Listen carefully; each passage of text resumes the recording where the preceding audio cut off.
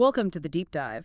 Today we're tackling two of the most foundational terms in sacred scripture, Ar-Rahman and Ar-Rahim. Often translated as, the entirely merciful, the especially merciful. Exactly. But our mission here is to move past that, to strip away the centuries of, frankly, subjective and mystical obscurity around these terms. We want to examine them purely through the framework of rationalist theology. A framework that defines the divine through what we call the sovereign intellect. And this approach is, I think, critical. It feels absolutely necessary right now. It is. Because it forces us to confront a false dichotomy we're always presented with. On the one hand, you have blind emotional faith, a kind of ghost story, if you will. A leap in the dark. A leap in the dark. And on the other, you have this cold material nihilism. The sovereign intellect approach just rejects that choice. It posits that God is the ultimate rational principle, the system maker, the uncaused cause. So not an entity defined by unpredictable feelings, but by observable operational law. Precisely. We're not looking for anecdotes. We're looking for the source code of the cosmos. And the core thesis we're exploring today, drawn from the sources, is that these two attributes, the ones that begin nearly every single chapter, are not just emotional descriptors. No, they're the two foundational operational modes of the Creator's universal system. Odes, I like that. So they establish mercy not as some arbitrary act of clemency, but as the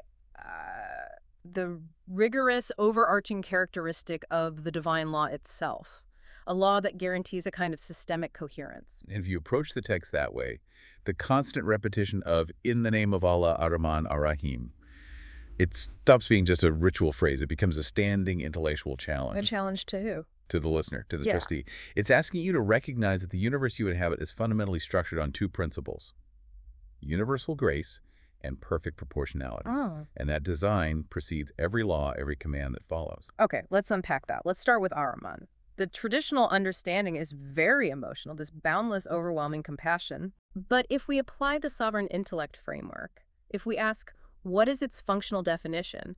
How does Ar-Rahman actually operate? Functionally, Ar-Rahman is the law of universal provision. Think of it as the boundless, overarching mercy that's inherent to the entire cosmic system itself. It's the unearned primary grace that sustains existence. Unearned. And here is the key rationalist component. It's applied indiscriminately. It sustains the believer and the non-believer, the human and the non-human, the just and the unjust. Its function is pure, unconditional maintenance of the very infrastructure of reality. Okay, but doesn't calling that mercy, this universal indiscriminate sustenance, doesn't that risk softening the concept? It starts to sound less like compassion and more like a fixed clinical law of physics. Are we just talking about gravity and thermodynamics here? We are, and that is precisely the intellectual beauty of it. The very fact that these fixed laws, what the sources call Sunnah law, the way of God, the fact that they are structured to allow life to exist and to flourish, is the definition of Rahman. So the provision itself is a form of revelation. It's objective revelation. It is manifest. It is observable in the fixed natural laws that form the very basis of all scientific inquiry. Give us some concrete examples, these ayat on the horizons, the signs outside of ourselves. Well, they're everywhere. Consider the exact composition of the atmosphere. It's a finely tuned shield against cosmic radiation, but it also happens to contain the perfect ratio of gases for biological respiration. That's not an accident. Or look at the structural laws ensuring the Earth's rotation gives us day and night for rest and work. The precise orbit that keeps global temperatures within habitable limits. These fundamental constants of physics ensure the stability of the cosmic playing field. The universe isn't chaotic. It's fundamentally ordered for life, and that intelligent order is Ar-Rahman. And this provision, it's not just external, right? It's not just about sunlight and water. It extends internally. Absolutely. Perhaps the most critical, unearned gift of Ar-Rahman is internal. The innate intellect, the aql. And with it, the inherent universal ability to choose, free will. And that's granted to all of humanity. All of humanity. Regardless of culture, origin, or eventual path, this is the initial endowment that makes accountability even possible. This framing of the universe as a perfectly provisioned laboratory, it leads us to that crucial term you mentioned earlier, the trustee, the Khalifa. Yes, the term trustee is central here. Ar-Rahman ensures the environment, the playing field, is created and maintained flawlessly. It's stable, it's predictable, it's fully provisioned. A prerequisite for the trustee's function. It is. The logic follows that this universal provision eliminates any possible excuse for inaction or for fatalism. If the system is perfectly stable and predictable, and you have been given the mind and the tools to understand it, Then the responsibility for your outcome rests entirely on you. on your action. That's a powerful distinction. So if Ar-Rahman is the constant, unearned, universal guarantee, the stage and the toolkit, then what is the function of the second attribute, Ar-Rahim? This is where it gets really interesting for me, It is. because it feels like this is where the burden of proof shifts from mere existence to purposeful, conscious action. It's the necessary consequential counterpoint. If Rahman is the law of provision, then Rahim is the law of just recompense. It's the specific, proportional, and enduring mercy that is applied, consequentially. Meaning, Meaning is primarily for those who actively align their will and their intellect with the divine law. This is a mercy that has to be earned earned through consistent, deliberate effort. through the application of the very intellect and will that Rahman provided in the first place. So the system guarantees your survival and supplies your mind, but it absolutely does not guarantee your reward. The reward must be proportional to how you engage with the system. Exactly. This addresses a core tension, doesn't it? If God is infinitely merciful, why is there struggle or consequence? And the answer is because the mercy of Rahim is actually defined by justice, by proportionality. Correct. Ar-Rahim is what ensures the ultimate rational design remains just. It's the guarantee that an individual's genuine effort, their intellectual striving, their social contribution is never, ever wasted. It's never lost in the system. Because if it were, If the system of Ar-Rahman simply rewarded idleness, the same as righteous effort, the system itself would be unjust. It would be fundamentally irrational.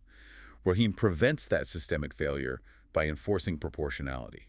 can we ground this law of just recompense in the real world? How does Ar-Rahim manifest in ways we can actually observe? It governs the operational spheres of our spiritual, moral, and social systems. We see its manifestation profoundly in the dynamics of human societies. The courses are very clear that stability, prosperity, civilization, these are consequences. They are not accidents. You mean the success of a community is a direct, measurable outcome of its adherence to certain moral and operational laws? That's it, precisely. In this life, Ar-Rahim provides success and stability to communities that uphold just desadal and that strive towards hard, constructive work, Amal-Sali. The ayat on changing the condition of a people. That's the one. Systemic, positive change is a direct outcome of applying intellect and upholding objective moral and social law. It isn't dependent on magic or some external intervention. It's the predictable reward for effort and justice. So under this model, justice, adl, isn't just an ethical ideal. It's an economic and sociological requirement for success, guaranteed by the divine law itself. It is. A society that deviates from objective justice will eventually fail, not because God smites it, but because it has violated the operational parameters set by Ar-Rahim. The system is self-regulating through this proportionality. Absolutely. If you use the tools from Ar-Rahman, your intellect, the Earth's resources, but you apply them unjustly, Ar-Rahim guarantees a proportional negative consequence, societal decay. Conversely, consistent application of justice and effort guarantees stability and increase. And then there's the second operational sphere of Ar-Rahim, which applies to the individual's ultimate destiny. Yes. In the hereafter, Ar-Rahim is the ultimate perfected reward. It's the enduring grace applied at the end of the trustee's active struggle. And it's perfected because it's directly and proportionally tied to a lifetime of effort. Exactly. The rationalist sees this as the final closure of a perfect system. Every single accounted action receives its perfect proportional recompense. No effort is wasted. This framework has such deep implications for the trustee's personal conduct. Let's try and synthesize this.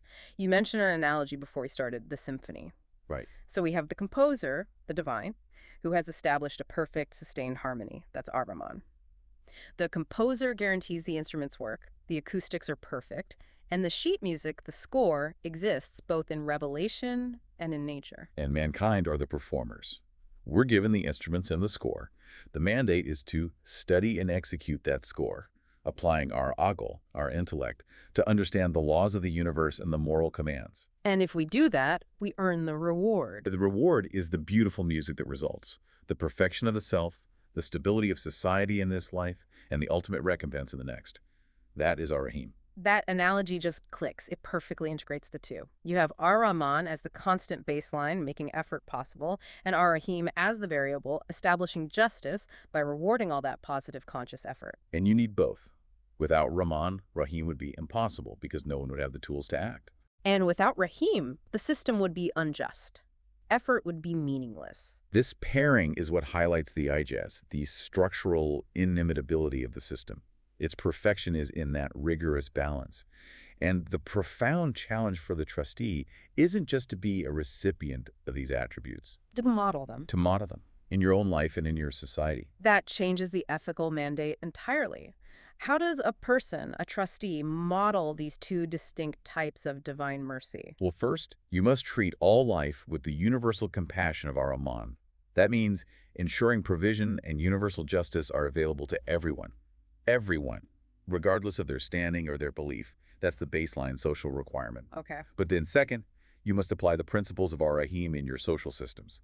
You proportionally reward effort, competence, and service, while justly and proportionally punishing transgression. So you can't give everyone the same unearned reward. If you do, you violate the principle of justice that's inherent in Ar-Rahim. But you must provide the foundation, the universal sustenance and opportunity that's inherent in Ar-Rahman. Precisely. A just system has to recognize the differential in human effort and choices. Right. It has to ensure accountability. But the system of provision must ensure no life is fundamentally denied the tools necessary to make that effort in the first place. So the ultimate finding, the thing we keep coming back to, is that mercy in this Quranic framework is not some contradiction of law. It is the rigorous, perfect, and rational design of the law itself. This entire deep dive, it's taken us so far beyond just subjective feelings, hopes and fears, and mystical experiences. It's anchored faith to objective reality, to fixed, coherent systems that are observable through the innate intellect, the equal. And that transition is the foundational realization of the Sovereign Intellect framework. Faith Iman is fundamentally redefined. It's not a blind leap into the dark. No. Instead, it becomes a rigorous, rational conclusion. It's a conclusion you reach by observing the undeniable systemic coherence of the universe, this perfect interplay of Rahman and Rahim, and applying the very same aql that the Creator gifted to you. The universe itself functions as the ultimate proof of its designer's rationality. And that is the ultimate cognitive satisfaction, isn't it? The idea that the highest act of faith is also the highest act of reason. We've gone from believing in an unpredictable entity to understanding the operational manual for the cosmos. For the trustee, this means your intellectual life and your spiritual life are one and the same. They're the same pursuit, the rigorous study of the system. So we'll leave you with this final thought. If the ultimate definition of divine mercy is the absolute perfection and proportional application of the law, what then must our individual standard of justice be? In our homes, in our businesses, in our communities? What must it be when we remove all emotional excuses and all subjective biases? If God's system is based on objective recompense, how much higher must our own standard of intellectual honesty and proportional fairness become?